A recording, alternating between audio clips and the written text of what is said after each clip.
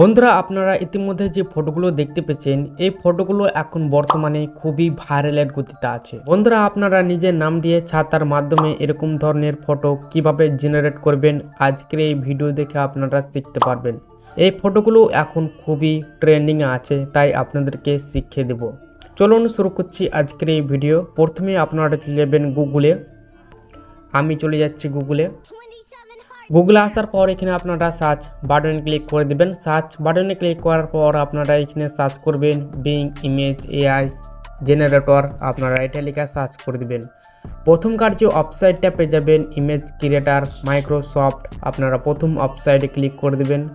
বন্ধুরা Microsoft being ওয়েবসাইটের মধ্যে যদি আপনারা অ্যাকাউন্ট ক্রিয়েট করে না থাকেন তাহলে অবশ্যই একটি অ্যাকাউন্টকে ক্রিয়েট করে নেবেন। মাইক্রোসফট বিং ওয়েবসাইটের মধ্যে কিভাবে অ্যাকাউন্ট ক্রিয়েট করতে হয় সে সম্বন্ধে আপনারা একটি আই বাটনে ভিডিও পেয়ে যাবেন। সেই ভিডিওটা দেখে অবশ্যই অ্যাকাউন্ট ক্রিয়েট করে নেবেন।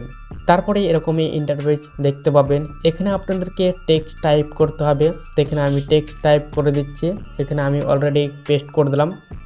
আমি এখানে অলরেডি কপি পেস্ট করে দিলাম। এই টেক্সটটি আমার ভিডিও ডেসক্রিপশন বক্সে প্রোভাইড করা থাকবে। আপনারা অবশ্যই স্ক্রিনশট করে আপনারা গুগলের সাইজে শেয়ার অপশনে গিয়ে আপনারা অবশ্যই কপি করে নেবেন। এই লেখাটা যদি আপনারা কপি করে থাকেন তাহলে অবশ্যই আপনাদেরকে এখানে কিছু টেক্সট আপনাদেরকে চেঞ্জ করে নিতে হবে।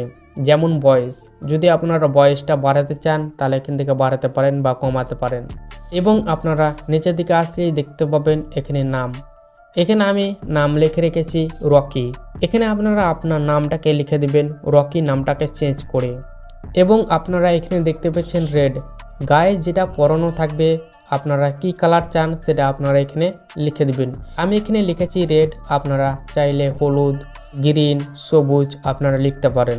তো এখানে লিখে দিবেন। লেখার পর এখান থেকে আপনারা আর কোনো কিছু করার দরকার নেই, আপনারা জাস্ট ক্রিয়েটে ক্লিক করে দিবেন। ক্রিয়েটে ক্লিক করার পর আপনারা কিছু সময় অপেক্ষা করবেন। ঠিক ফটো জেনারেট ক্রিয়েট হয়ে চলে আসবে।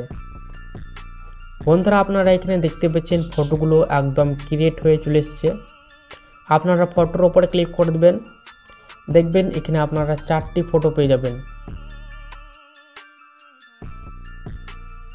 এখানে আপনাদেরকে 4টি ফটো দেওয়া হবে। দেখতে পাচ্ছেন এখানে আমাকে 4টি ফটো দেওয়া হয়েছে।